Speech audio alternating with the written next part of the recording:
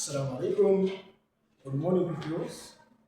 I'm my name Isa from Nursery 3. I'm here to present to you a subject nature study. The topic is non-living things. First of all, what is non-living thing? Non-living things are the things that cannot move from one place to another. That is, what cannot move from here to here. It is classified as non-living things. An example of the non-living things, we have table, which you see every day in class, bed, book, pen, cup, bag, and chair.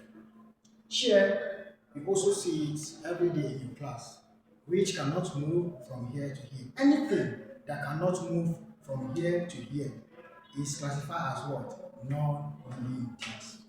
Here is your homework, which I said list 5 examples of non-living things. You are going to write it here. 1, 2, 3, 4, 5. The example of non-living things. Thank you.